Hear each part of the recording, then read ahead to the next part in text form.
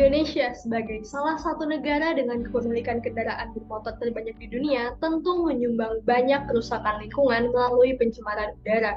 Menyikapi hal tersebut, pemerintah berupaya untuk melakukan transisi energi baru terbarukan melalui kebijakan yang mendorong penggunaan transportasi listrik.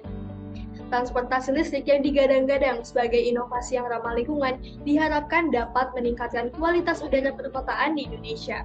Akan tetapi dengan kondisi ekonomi, sosial, dan lingkungan Indonesia saat ini, apakah Indonesia siap dalam menghadapi transisi energi terbarukan melalui transportasi listrik?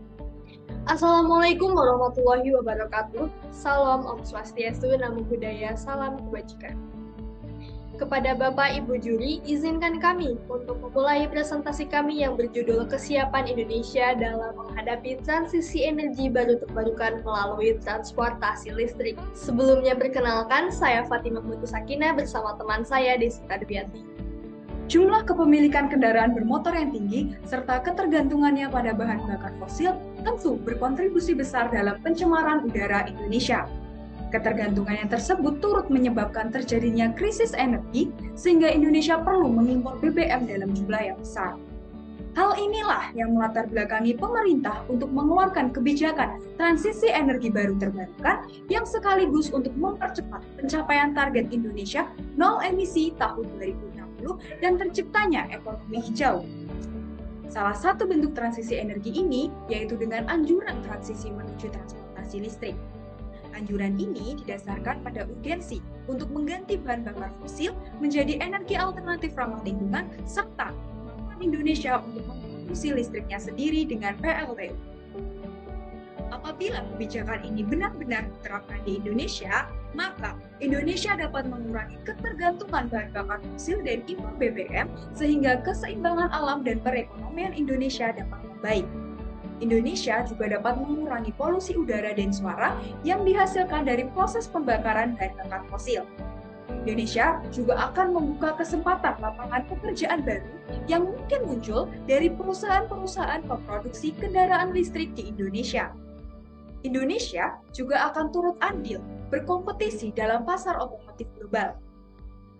Lantas, apakah Indonesia siap? Menilai kesiapan Indonesia dalam menghadapi transisi energi melalui transportasi listrik dapat dilihat dari kemampuan Indonesia membenahi permasalahan transportasi publik sebagai aktor utama penyebab kemacetan dan buruknya kualitas udara.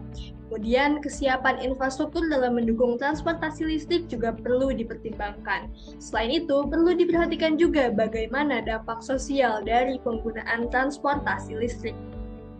Untuk menilai kesiapan tersebut, Indonesia perlu berkaca dari negara lain yang telah siap menghadapi transisi energi seperti Norwegia.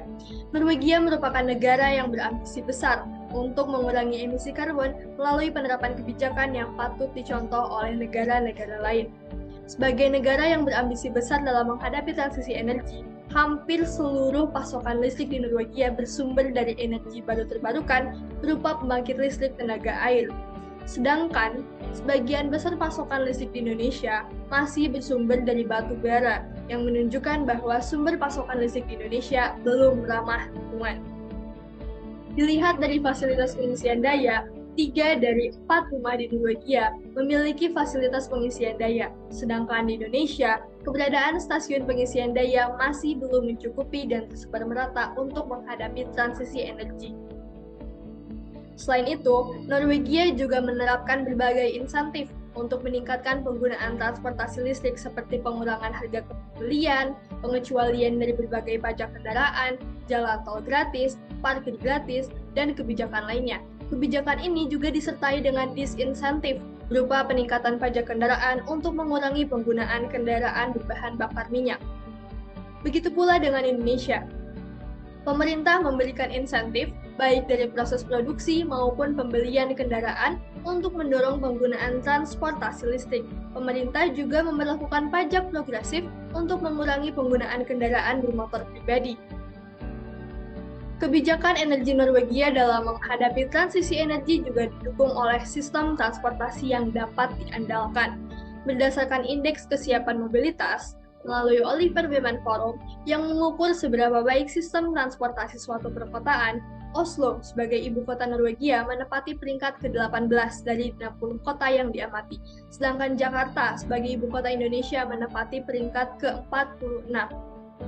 Keberhasilan sistem transportasi publik di Oslo dipengaruhi oleh penerapan kebijakan yang berdampak sosial, serta sistem transportasi publik yang kuat dan terjangkau. Sementara itu, sistem transportasi di Jakarta masih belum memadai, disertai kualitas jaringan jalan yang rendah, tingkat kemacetan tinggi, serta tingginya polusi udara. Hal inilah yang menjadikan sistem transportasi Jakarta lebih tertinggal dibanding Oslo. Adapun tantangan dari transisi energi melalui transportasi listrik ini yaitu satu, masifnya penggunaan transportasi listrik akan meningkatkan kebutuhan pasokan listrik. Pasokan listrik yang belum terbarukan dan ramah lingkungan akan merusak ekosistem melalui emisi gas yang dihasilkan. Kedua, adanya peralihan PLT konvensional menuju PLT energi terbarukan memungkinkan infrastruktur existing menjadi tidak produktif dan terbengkalai. Ketiga, kurangnya informasi masyarakat terhadap stasiun pengisian daya menjadikan penggunaannya belum maksimal. 4. Tanpa adanya pembenahan sistem transportasi publik dan kebijakan pengurangan kendaraan pribadi, penggunaan transportasi listrik hanya akan menambah kemacetan. 5. Mahalnya transportasi listrik dapat mendorong pembelian kendaraan listrik untuk hanya memenuhi gaya hidup. 6. Rendahnya daya beli masyarakat berpenghasilan rendah menjadikan transportasi listrik sulit diakses dan terkesan eksklusif. Rekomendasi yang dapat penyusun usulkan yaitu peningkatan pelayanan transportasi publik yang dapat dilakukan dengan mempertimbangkan aspek kenyamanan, keamanan, ketepatan waktu, kemudahan akses, serta penerapan TOD. Lalu, pembuatan regulasi pengurangan kendaraan motor seperti electronic road pricing, peningkatan pajak kendaraan pribadi, pembatasan kepemilikan kendaraan, penetapan kawasan bebas kendaraan bermotor, kebijakan plat ganjil genap, dan lain sebagainya. Selanjutnya, diperlukan pengembangan infrastruktur pendukung seperti stasiun pengisian daya yang tersebar dengan merata, disertai sosialisasi penggunaannya, serta pemastian bahwa energi yang digunakan pada pembangkit listrik telah menggunakan sumber energi yang bebas emisi. Terakhir, memastikan transisi yang dilakukan berkeadilan dari segi akses menuju transportasi publik, regulasi harga tiket transportasi publik bagi pelajar dan MBM, pembuatan jalur sepeda, serta dampaknya terhadap lingkungan. Sekian pemaparan dari tim 23. Sebaik-baiknya kebijakan adalah yang memberikan kemaslahatan bagi warga negaranya. Selesaikan masalah tanpa masalah, pastikan transisi energi berkeadilan, dan jadikan lingkungan Indonesia yang lebih ramah. Wassalamualaikum warahmatullahi wabarakatuh.